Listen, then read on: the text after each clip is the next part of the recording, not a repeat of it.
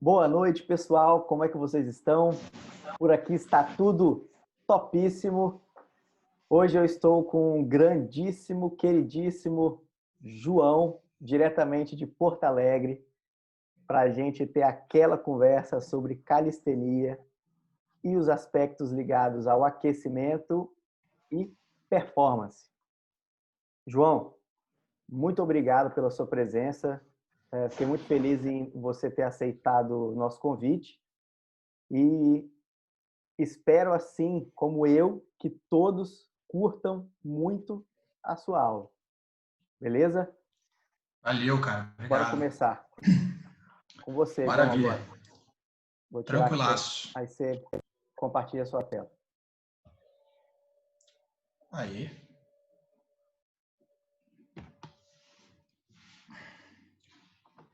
Deixa eu botar em formato de apresentação aqui. Já está aparecendo aí para todo mundo? Já, está aparecendo. Beleza, então.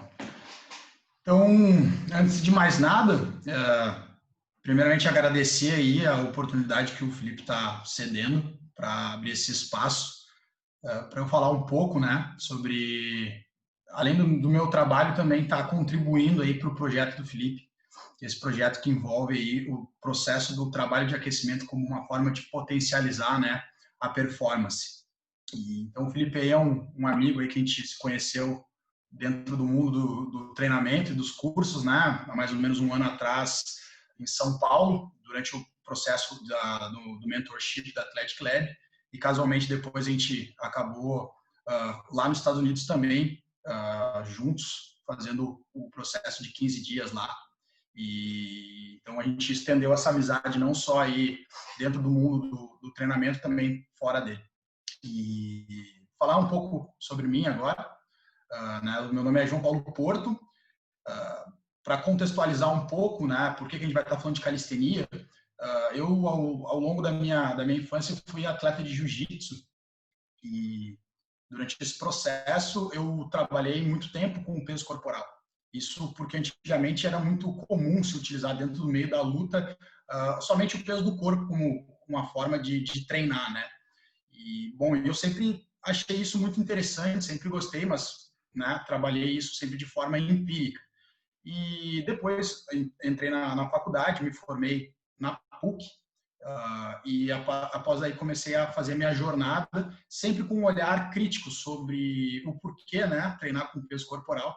E a partir daí, então, eu faço minha especialização em treinamento neuromuscular pela Universidade Federal do Rio Grande do Sul, a URGS, e venho trabalhando e tentando entender, né, como o peso corporal vai se encaixar dentro do contexto do treinamento físico. Então, a partir daí, eu desenvolvo a Calistenia Poa, né, que é um projeto juntamente com meu pai também, que é um educador físico, que a gente tem o intuito de ser uma escola do movimento humano. Através do movimento humano, trazer uma melhora de performance, seja ela ao alto nível ou seja ela uma performance para o cotidiano.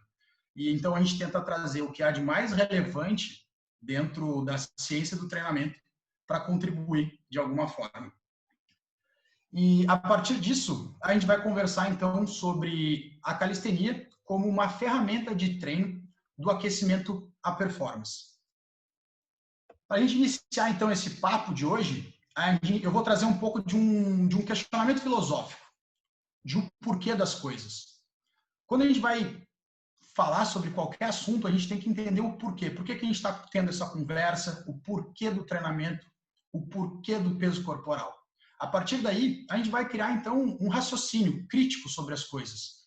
E, com isso, a gente vai usar o que a gente tem de dúvidas e de certezas para desenvolver, né, um trabalho mais criterioso, que é algo que realmente falta um pouco, seja em qualquer área. Ser crítico em relação ao que a gente está debatendo e trabalhando. Então, o porquê da calistenia. Para a gente falar, então, o porquê disso, a gente vai precisar falar sobre o porquê do treinamento físico. Se eu perguntar para vocês o que é treinamento físico, provavelmente muitos de vocês vão ter uma resposta para me dar, outros vão ficar em dúvida, alguns talvez não tenham resposta, o que não é problema. Mas quando a gente fala em algo que tem um conceito, a gente precisa estar falando a mesma língua, a gente precisa saber o que a gente está trabalhando. Então, quando a gente fala sobre treinamento físico, a gente vai para a literatura científica e a gente tem já isso bem conceituado. A literatura, então, científica fala que treinamento físico é sistematizar um estresse físico.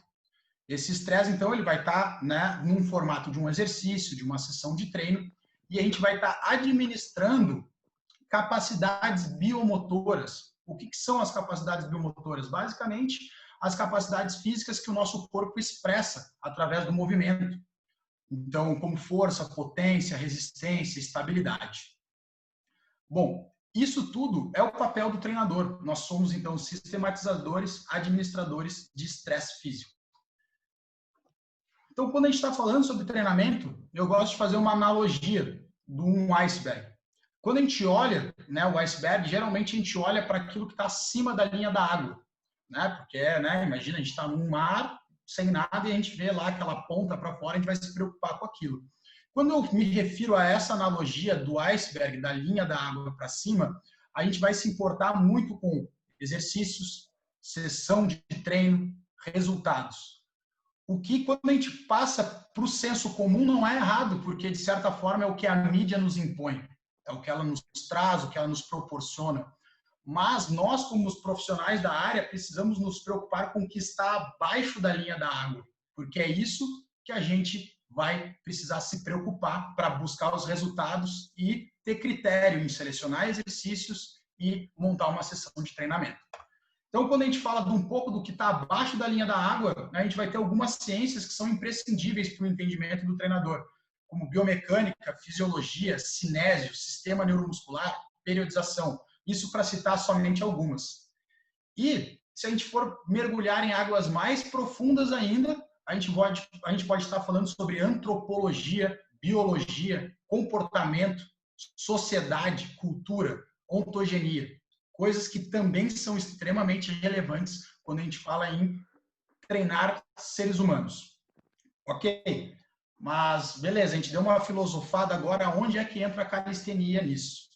A gente vai, então, começar das águas profundas até chegar lá na ponta do iceberg, que vai ser a seleção dos exercícios, ok? Então, para a gente, então, falar sobre calistenia, a gente precisa entender o que é calistenia. Bom, a calistenia, ela vem de uma palavra grega antiga, que é calístenes. Se a minha pronúncia grega está ruim, me perdoem, eu não sou fluente em grego. Se alguém de vocês é fluente em grego aí, me corrija, por favor. Então, calístenes é uma palavra, como eu falei, de origem grega, e ela descreve, ela representa, ela quer dizer cheia de vigor ou força com beleza. Se a gente dividir essa palavra, kalos é belo e stenos é força. Essa é a etimologia da palavra que dá origem à palavra calistenia. Para os helenos, que era um povo antigo da Grécia, isso antes de Cristo, estar cheio de vigor era ter domínio completo da sua saúde física, mental e espiritual. Vamos se ater principalmente nesses detalhes de estar apto fisicamente e mentalmente, que isso vai se encaixar de uma forma legal ali na frente da nossa conversa. Bom, agora partindo para o senso comum, quando eu falo sobre calistenia, hoje, mais ou menos uma década atrás, quando a gente falava sobre, muitas pessoas perguntavam, alunos, clientes, o que é treinamento funcional? Até hoje ainda perguntam, né? Funcional entre aspas, isso aí daria uma palestra longa também. Mas, assim, hoje é muito comum as pessoas falarem, mas o que é calistenia? Se vocês forem no maior professor do mundo, que é o Google, né? Sabe o Google, e botarem calistenia, vocês vão ver que a mídia vende a calistenia com mais ou menos duas imagens, ou exercícios extremamente acrobáticos, ou exercícios voltados muito para resistência muscular localizada, né? Exercícios mais simples, onde a gente pode adicionar bastante volume de repetição. O que não está errado, porque a calistenia pode ser isso. Mas, para a gente conceituar a calistenia de uma forma correta, e todos nós sabermos do que a gente está tratando, a gente vai para a ciência. E a ciência hoje já define a calistenia da seguinte maneira: o meio que utiliza-se de exercícios físicos usando o peso corporal como resistência. Ou seja, a partir do momento que eu utilizo a ferramenta peso corporal para desenvolver, seja qual for a capacidade que eu quiser, eu estou utilizando de exercícios calistênicos. Calistenia, ou também, no inglês, bodyweight training. Todos esses são sinônimos, ok? Inclusive, saiu uma pesquisa da Revista Brasileira de Fisiologia, agora em 2020, um artigo falando somente sobre como conceituar a calistenia.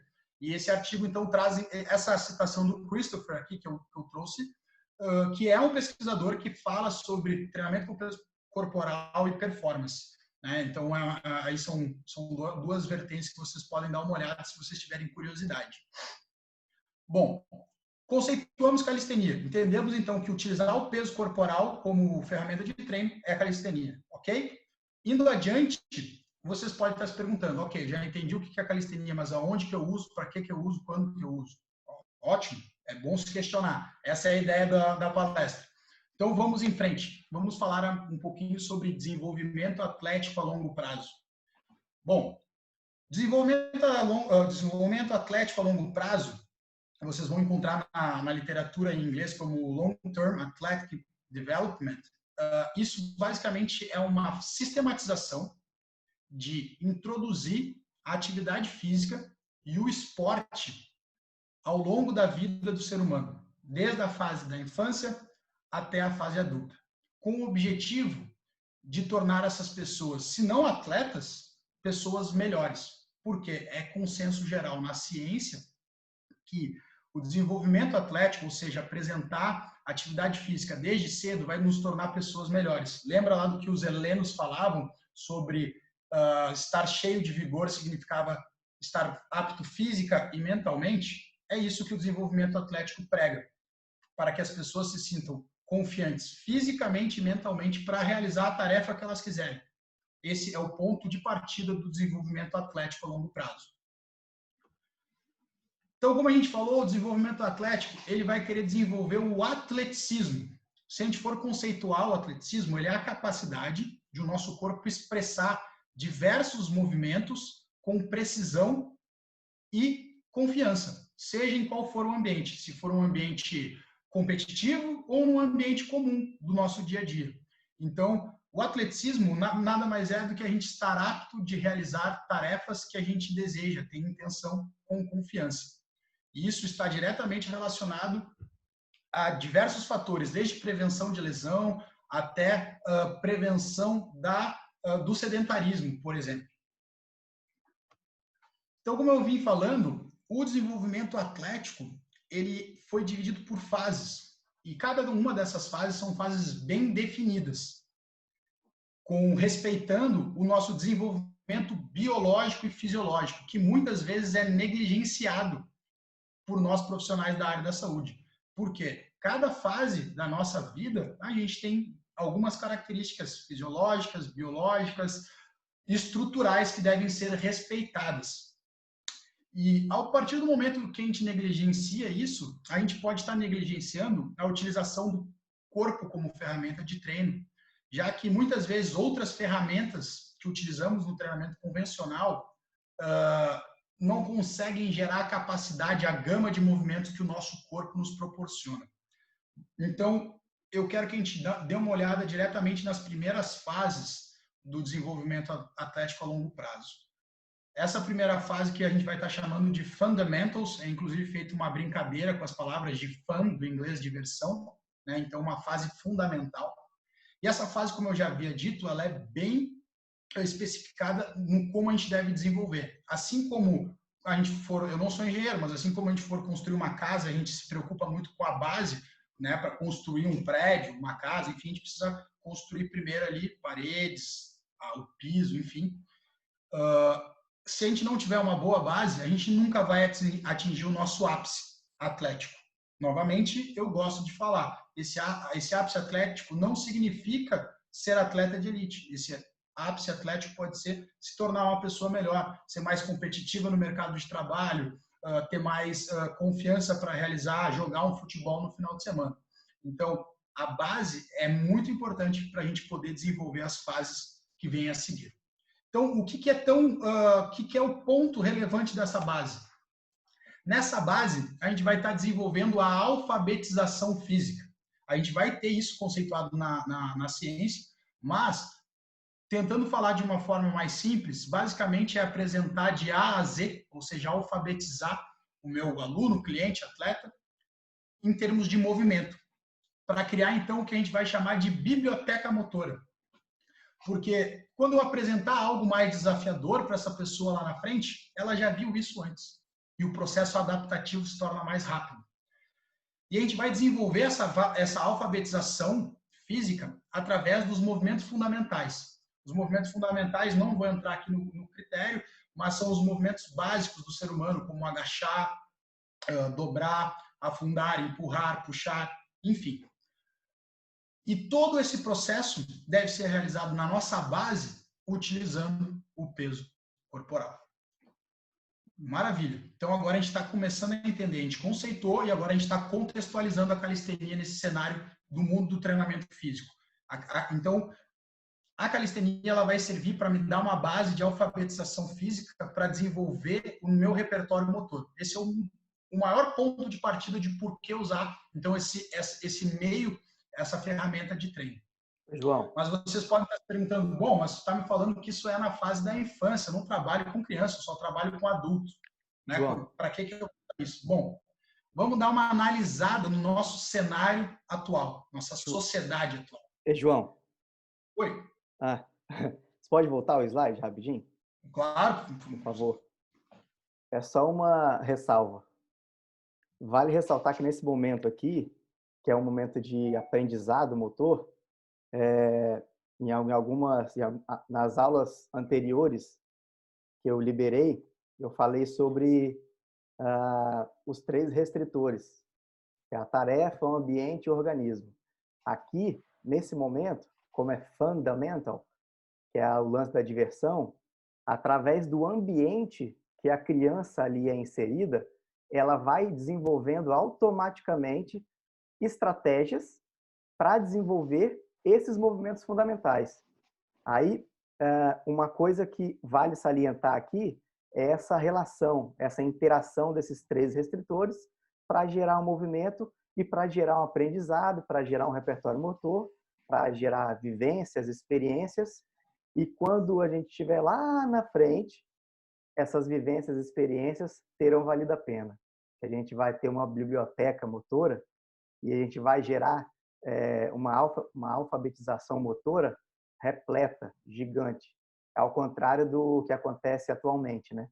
Por conta desse momento que a gente vive, que é altamente globalizado, altamente tecnológico, e isso traz consigo vários fatores que são contraditórios a tudo isso que você está mostrando e que eu estou dizendo aqui agora. Na verdade, acontece tudo inverso. A gente perde mobilidade, perde força, perde estabilidade. Existe uma máxima que é chamada ou você usa ou você perde. Então, a partir do momento que a gente não usa mais esse repertório motor que a gente teve na infância, o que acontece? A gente não vai conseguir acessar mais essa informação dentro do nosso executor. Mas continua aí, tá show de bola. Não, vai estar contribuição é exatamente isso. Tu teve aquele olhar mais profundo em cima do que eu estou falando, né? Eu acho que esse é o ponto, né? Talvez aqui seja uma questão de querer aguçar a vontade da pessoa de entender um pouco mais sobre isso e a partir daí ela mergulhar dentro desse processo, né? Então, muito do que o Felipe falou, eu também estaria falando aqui agora, né? Sobre o cenário atual. A antropologia, alguns estudiosos dessa área vão chamar isso de abandono sinestésico, que é basicamente o que o Felipe falou. A gente para de se movimentar por diversos fatores, principalmente pelo advento da tecnologia. A gente não precisa mais, né, utilizar o nosso movimento como forma de sobrevivência, né, o que nossos ancestrais faziam. E quando a gente fala de biologia, a nossa evolução não está preparada para isso, né? O nosso corpo não se adaptou ao sedentarismo, apesar de o nosso organismo sempre procurar o menor gasto, né? A gente basicamente somos animais que procuram, né, gastar o menos possível. Então, a gente não adapta ao sedentarismo, mas ao mesmo tempo a gente vai sempre procurar ele. Então, o que a gente pode estar trazendo? Por a gente ter uma sociedade onde a formação de base, não é bem feita, nós teremos adultos desequilibrados. E a gente já sabe que esse desequilíbrio vai desenvolver tanto problemas fisiológicos como problemas nível músculo-esquelético, estrutural. E isso tudo vai desencadear doenças fisiológicas como problemas locomotores, que vão ser um problema, uma pedra no sapato para nós preparadores físicos, porque a gente vai ter que desenvolver esse processo na fase adulta. Mas é possível. Mas, novamente, a gente tem que entender por que a gente está usando o peso corporal. E aí entra esse critério. Se eu pegar alguém que não teve essa estratégia, essa base bem feita, dificilmente eu vou conseguir desenvolver um trabalho com ele com outras ferramentas. Então, e é o que a gente vê muito ao contrário, na verdade, né? A gente vê as pessoas começando muitas vezes por já equipamento, né, ferramentas mais com um maior nível de dificuldade em termos de processo de desenvolvimento motor. Então, é um exemplo clássico, né? Como é que eu vou... Não estou aqui demonizando nada. Eu acho que tudo faz parte de um processo, como, né, uma pizza gigante em todas as fatias, um quebra-cabeça. A pizza pega um quebra-cabeça gigante e as peças vão se encaixando para formar a nossa performance. Então, esse é o processo que a gente precisa entender, né? Como está utilizando o peso corporal. Então, eu falo agora, né? A gente vai então ter esse olhar do peso corporal no desenvolvimento da performance. E aí, quando eu falo performance, eu volto a reiterar essa questão. A performance de um atleta de elite, a performance de uma pessoa que quer ir no supermercado a pé e voltar a pé sem precisar parar no meio do caminho para respirar. Isso também é performance. Acordar de manhã cedo, né? O teu aluno acordar de manhã cedo sem dor na cervical, isso também é performar. É poder estar bem, confiante para fazer o que quer. Então, a gente começa a ter esse olhar agora de como a gente vai usar. Dentro do universo do peso corporal, a gente tem diversas variáveis de exercícios que a gente pode estar introduzindo, vai depender da fase que a gente quer, mas eu vou trazer um exemplo específico de um exercício que eu utilizo com os meus clientes lá na Calistenia Poa e também é utilizado por grandes treinadores da área, tanto da ginástica olímpica como da calistenia de forma geral, que é o handstand. Para quem não conhece o handstand, né, é também conhecido popularmente como parada de mão ou bananeira, pode variar, acho que de estado para estado aqui no Brasil.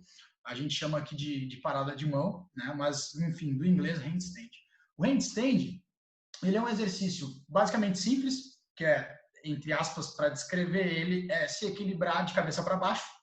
Não tem, né, uma outra dificuldade para descrever ele, mas ele é extremamente complexo a nível de técnica, porque eu preciso ter um entendimento de um processo de conhecer o meu corpo, articulação por articulação, saber integrar tudo isso para que eu consiga performar um bom handstand.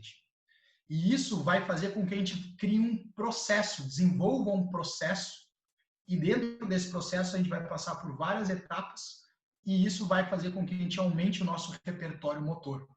Então, poucos exercícios de membros superiores exigem tanto equilíbrio, controle, força, mobilidade, flexibilidade ao mesmo tempo.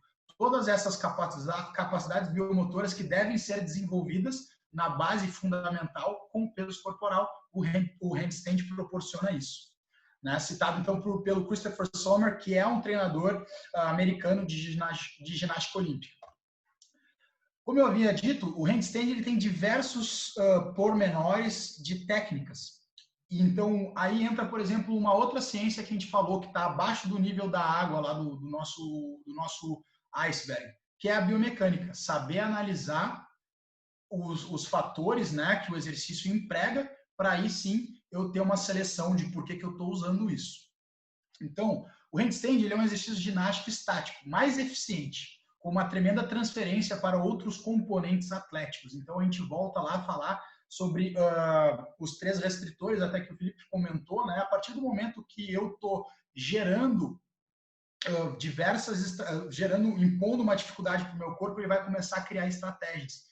E o handstand ele é tão complexo a nível de dificuldade técnica que o meu corpo vai precisar cada vez estar recrutando mais estratégias, e isso vai ser transferido para outros meios de treino lá na frente, né? Como, imagina sustentar o próprio corpo com os braços, né? Quando eu precisar fazer isso com uma barra, vai ser extremamente simples para o meu organismo entender.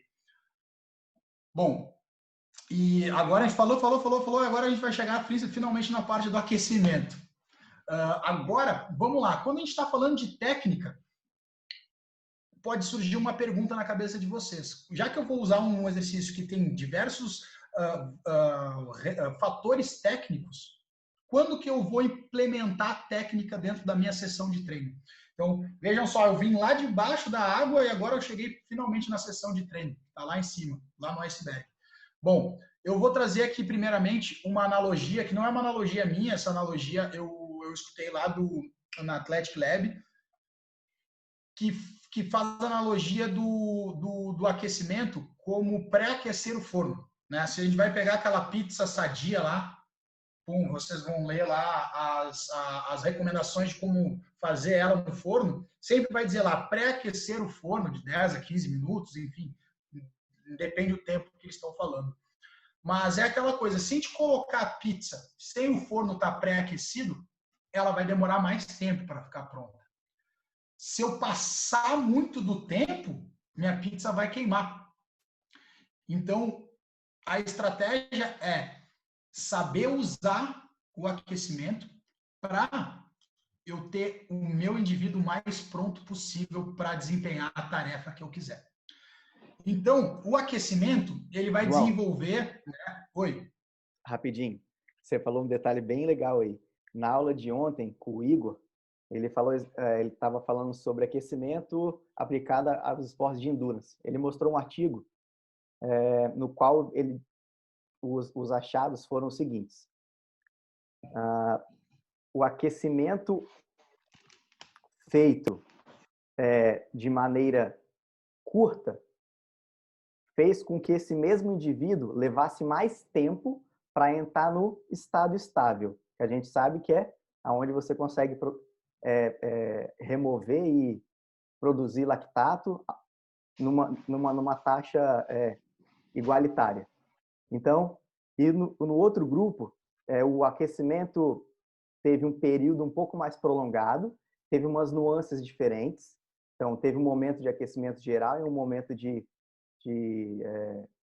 ativação neural para gerar uma potenciação pós-ativação.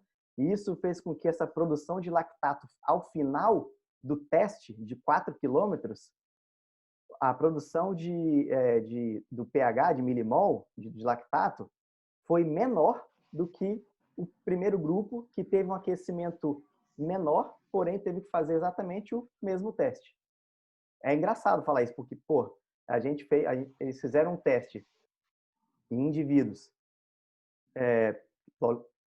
logicamente que treinados, porém, um período de latência ali maior do que o primeiro grupo, e o entendimento teórico, assim, a gente acharia que o primeiro grupo, que por conta do volume que foi associado, teria um acúmulo de lactato menor,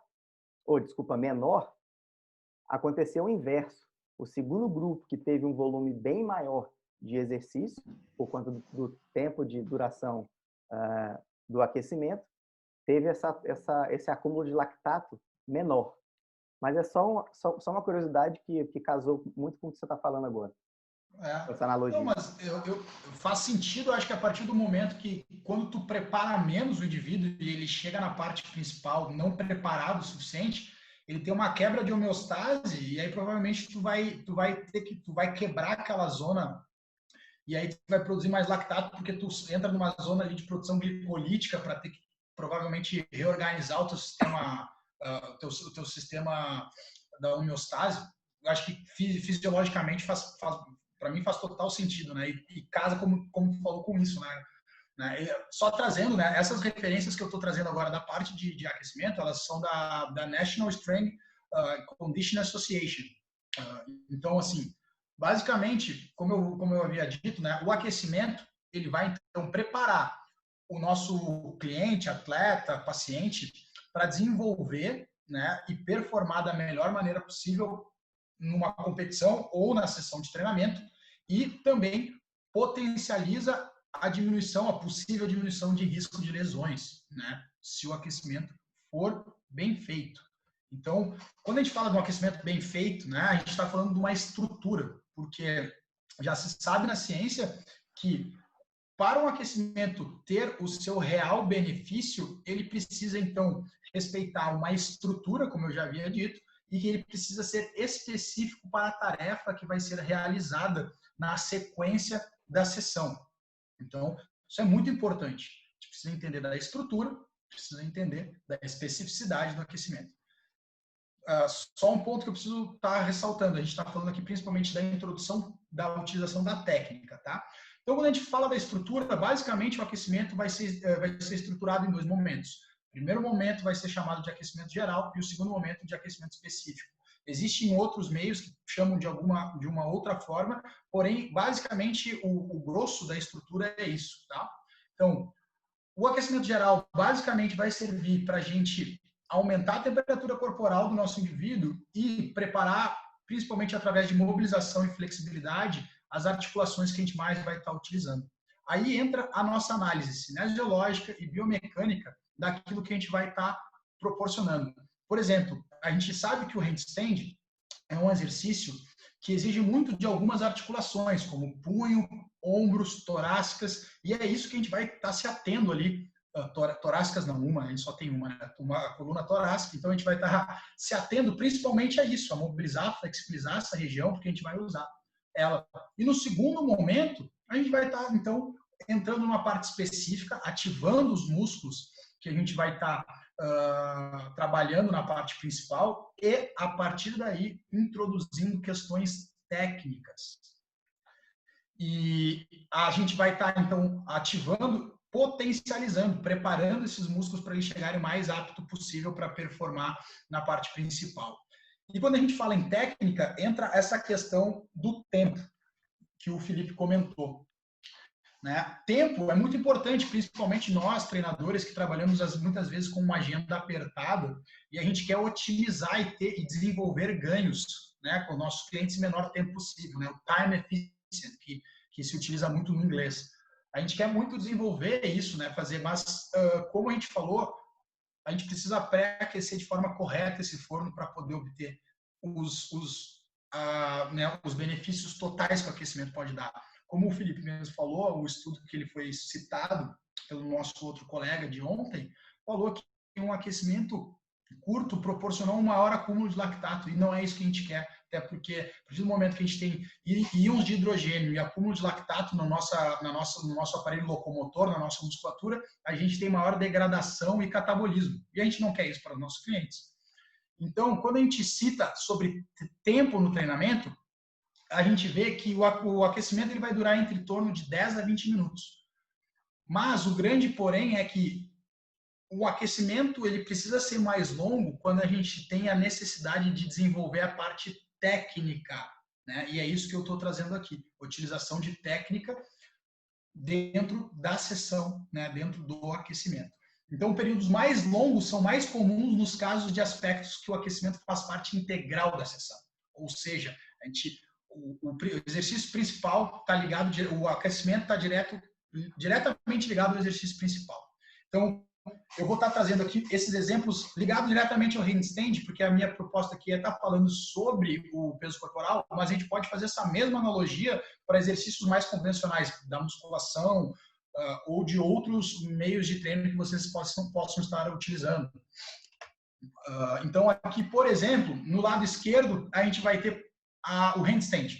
Pensando que o meu aluno já é um aluno avançado, ele faz o handstand na parte principal do treino dele. Eu vou estar no lado direito potencializando e treinando uma questão técnica com ele para quando ele chegar na parte do handstand ele já está apto a realizar isso de uma forma mais eficiente. Então, o segundo exercício vai estar lá na nossa parte de aquecimento, né, que é o face to wall handstand, tirando os 2 pés, que basicamente vai estar ativando a musculatura, potencializando ela e trabalhando ali uma questão de equilíbrio, que é uma questão muito técnica dentro do handstand. Vamos para um segundo exemplo. Por exemplo, o meu aluno já não tão avançado, ele treina na parede ainda. Esse é o exercício principal, o exercício da esquerda. Então, eu vou utilizar um exercício na parte técnica do aquecimento, como o kicking up. Acho que tem áudio aqui, peraí que eu tiro o som. Bom, só para vocês entenderem. Então, eu estou aqui na parte principal, fazendo um exercício específico, e na parte de aquecimento, na parte específica do aquecimento, utilizando tanto potencialização como técnica, preparando o meu cliente para chegar na parte principal. Opa, travei aqui, deixa eu passar aqui para o próximo. João. Aí. Oi. Só para ratificar aqui a sua fala e corroborar com ela, claro, que esse momento aí, o momento do aquecimento, a parte final, ela tem um princípio ainda maior, desculpa, quando a gente pensa em aprendizado. Então, esse momento já está gerando aprendizado. É um momento para a gente tentar desenvolver isso, porque quando você chegar na parte principal, você já vai estar mais apto a desempenhar a tarefa com mais coerência. Perfeito, perfeito. Por isso a importância, né, da utilização dessa parte do aquecimento para potencializar, né, essa questão. Então vamos lá, vamos relembrar alguns pontos para a gente levar para casa aí e, enfim, que possa ter contribuído. Então, primeiramente, entender a teoria do treinamento. Eu gosto de brincar, eu falo, né, a filosofia do treinamento, o que está por trás, o que é o treinamento de verdade. A partir daí, entender em que momento, né, o nosso cliente, atleta, paciente está dentro do arco de desenvolvimento atlético. Então, a gente precisa entender o que é o desenvolvimento atlético e saber identificar em que momento esse nosso cliente está, para daí, então, saber a ferramenta correta para aplicar com esse nosso cliente. No caso aqui, a gente está falando que, como a base é muito mal feita, provavelmente uma das principais e primeiras ferramentas que a gente vai estar utilizando para o nosso cliente é a utilização da calistenia, ou seja, do peso corporal.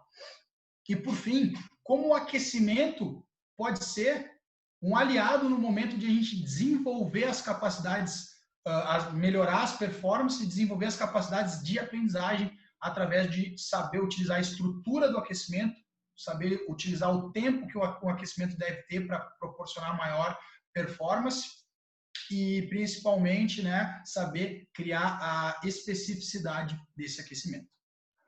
Eu espero que eu tenha contribuído de alguma maneira, que eu possa ter ajudado, elucidado algumas questões. E até uma próxima, galera. Fico muito feliz aí pelo convite e tamo junto.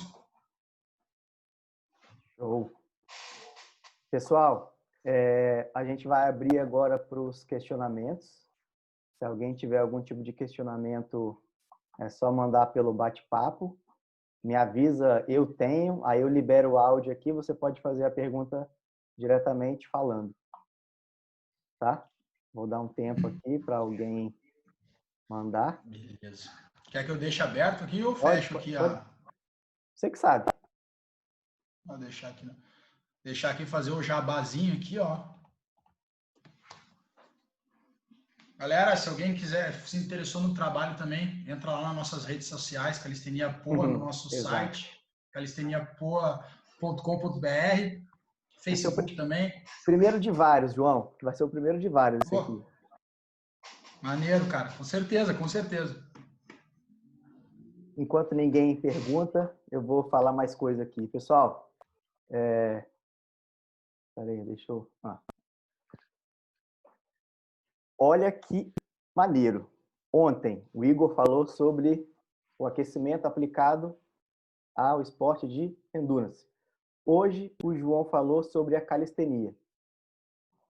Existem diferenças absurdas quando a gente fala em aquecimento. Em que sentido?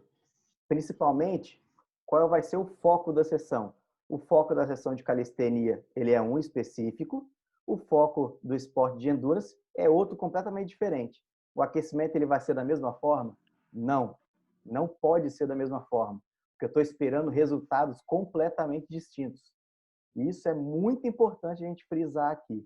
Então, hoje o João mostrou que a calistenia, você precisa ter um entendimento sobre o movimento que você quer melhorar, sobre as articulações que estão envolvidas, sobre a cinesiologia associada àquela tarefa motora e pensando com esse pressuposto, eu preciso ter certas melhoras, eu preciso buscar certas melhoras agudas quando a gente vai pensar na calistenia em si. E a mesma coisa se fosse qualquer outro tipo de método de treino, seja musculação, seja próprio treinamento de força, seja o esporte de endurance, seja jogar tênis.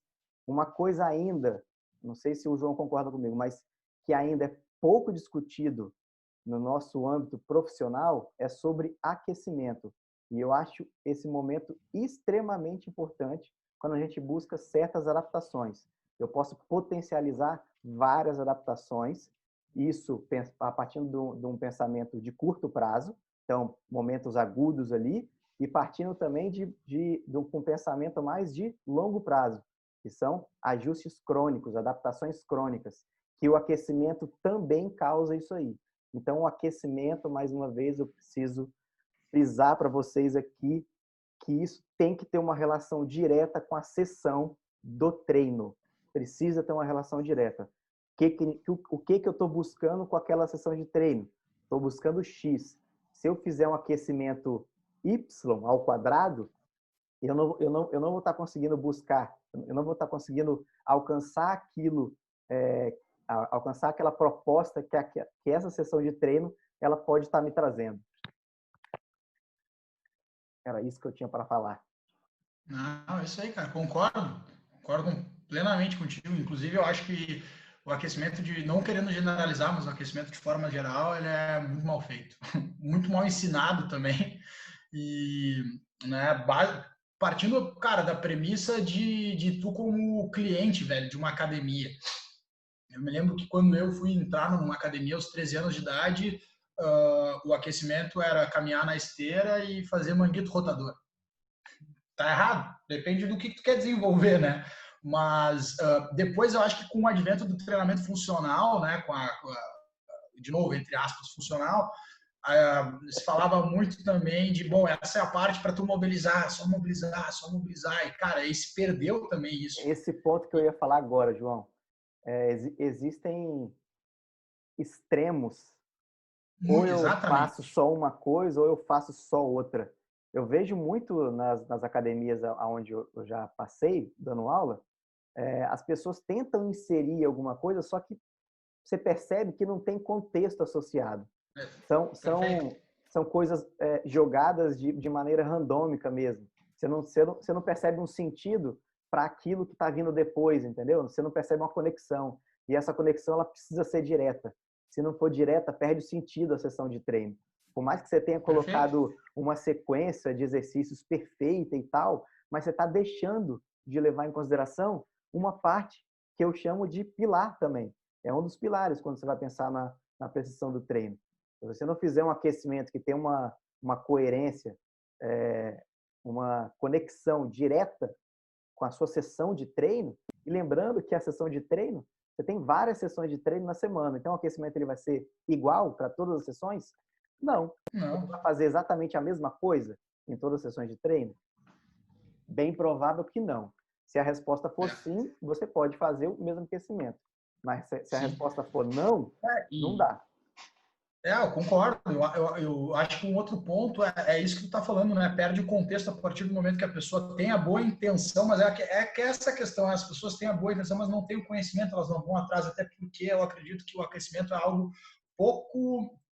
A gente indo para a literatura científica tem muito pouco estudo sobre isso também. Né? Mas a gente sabe da importância dele porque os estudos que surgiram, os bons estudos que existem, mostram que o aquecimento é parte fundamental para a gente ter uma melhor performance, tanto competitiva como na sessão. Então, né, não tem como negligenciar isso. E isso que tu falou do contexto é engraçado, né? As pessoas, né, a partir do momento que entendem sobre padrão de movimento, elas já vão lá, pô, tornozelo é travado, então eu vou mobilizar o tornozelo lá no meu aquecimento e vou treinar supino. A gente sabe que na sessão, né, o aquecimento não é o momento para tu melhorar aquela capacidade. O aquecimento é preparar, né? Se tu quer melhorar uma flexibilidade, uma sessão, aí tu faz uma sessão só disso, né? Com certeza. Mas aí é aquela questão. Aí é aquela questão do contexto, né? Tu mobiliza, aquece uma parte e treina uma coisa completamente diferente, né? É a questão do contexto. Isso é muito importante mesmo. Uma coisa que você falou também na sua apresentação foi relacionando a um aquecimento bem feito e com diminuição de risco de lesão. Daí a gente volta lá no início da sua apresentação, quando você falou mais uma vez, do pensamento de longo prazo, né? Desenvolvimento atlético de longo prazo, pensando ali na primeira fase, que é a fase fundamental, né? Nessa fase fundamental é onde a gente busca essa implementação dentro do nosso executor de uma experiência gigante de movimentos para que lá na frente a gente consiga ter experiência prévia e consiga acessar isso de maneira mais rápida, de maneira mais organizada. Aí, por que eu estou dizendo isso? Quando a gente pensa em diminuição de risco de lesão, a gente pensa logicamente em funções. Então, será que o meu organismo está capacitado a desenvolver determinadas funções a nível fisiológico e a nível articular também? Então, se a gente fizer um trabalho, eu estou pensando isso na forma adulta já. A gente já está adulto e aqui a gente expressou isso que por conta desse momento que a gente vive, globalizado, tecnologia, a gente se movimenta cada vez menos e isso traz vários prejuízos. Dentre eles, essa falta de força, de mobilidade, de estabilidade. E partindo do pressuposto de longo prazo, a gente precisa redesenvolver isso. Nem sei se existe essa palavra, mas a gente precisa voltar a tratar de coisas que não deveriam ser mais tratadas dessa forma. Eu não precisaria gastar esse tempo, perder esse tempo revisitando coisas que já foi, mas isso tem uma coisa atrelada diretamente com a nossa educação, né? A educação como um todo mesmo. A nossa educação no Brasil aqui não tem essa, como é que se fala? Essa entrega dessa busca pela atividade física, pelo exercício físico. Aí o aquecimento vai entrar nessa parte também. Ela vai entrar nessa parte no sentido de melhorar essas funções que foram perdidas, começar a usar coisas que estão em desuso, e isso tem uma conexão não direta, porque lesão é uma coisa mais complexa, mas existe uma conexão que vai fazer com que o indivíduo tenha essa diminuição do risco de se machucar. Esse risco vai existir? Claro, sempre vai existir risco, mas a gente consegue diminuir. A gente consegue controlar mais esse ambiente que é caótico através dessas experiências, dessas vivências.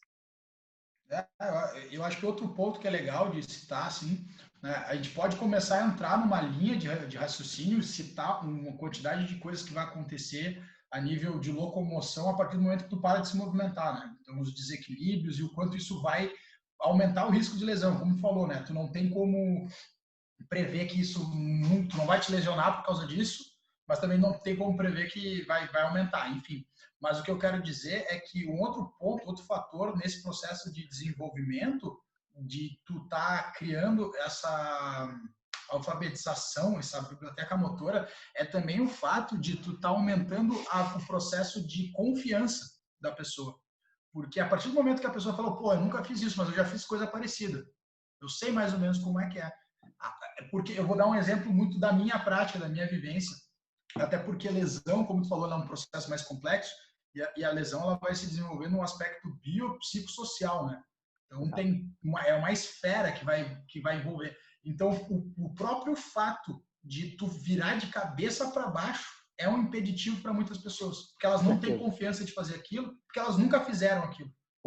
Então, tu pegar um adulto e falar para ele dar uma cambalhota de frente é o maior desafio da vida daquela pessoa. E a pessoa se machuca uma coisa simples por falta de confiança. Então, o próprio processo de tu desenvolver confiança através de tu estar aplicando vários estímulos de movimento torna, então, essas pessoas também menos suscetíveis a lesões. O Greg Cook, ele chama esses exercícios que você citou aí de self-limiting, de autolimitantes. O próprio exercício ele te mostra se você é capaz ou não. Se não for capaz, você não vai conseguir parar nele. Você vai cair de cabeça, vai acontecer alguma coisa. É bem legal, bem legal. Essa é uma linha que eu gosto bastante dentro do peso corporal, né? Porque o peso corporal, ele te sugere isso, já que a gama que ele te proporciona é muito grande, né? João, cara, Oi. queria te agradecer aqui imensamente. Foi espetacular. Eu gostei muito da Obrigado. sua aula. Somou muito mesmo. Tenho certeza que a nossa profissão te agradece também por você ser um cara extremamente engajado na profissão, extremamente estudioso, um cara que corre atrás. E a nossa profissão precisa de mais pessoas iguais a você e iguais a todas essas que estão no nosso grupo de estudo. Pessoas que Com estão certeza. querendo mais. Nossa profissão precisa de mais disso. Mais uma vez, Com certeza. muito obrigado. Que isso, cara, obrigado. Eu que te agradeço aí, acho que faço das tuas palavras as minhas aí também. Te admiro bastante, admiro muito o teu trabalho e para mim é uma honra estar aí falando e acho que para todo mundo que parou para assistir, né? Porque como eu falei lá durante a palestra hoje, tempo, time is money, né? Tempo e o tempo é o nosso bem mais precioso, então as pessoas estarem abdicando aí uma hora do dia delas para estar podendo nos escutar é extremamente gratificante e eu espero ter contribuído aí de alguma forma, né? E novamente, muito obrigado, cara. Valeu mesmo, fico muito agradecido. Obrigado você, cara. Pessoal, uma ótima boa noite. Obrigado a todos vocês e continuem desse jeito, empenhados e engajados na profissão, que a nossa profissão precisa muito disso aí. Beleza? Um grande beijo para todos e tenham uma ótima noite. E até amanhã comigo. Uhul! Valeu. Boa noite para todo mundo, pessoal. Valeu. Um abraço.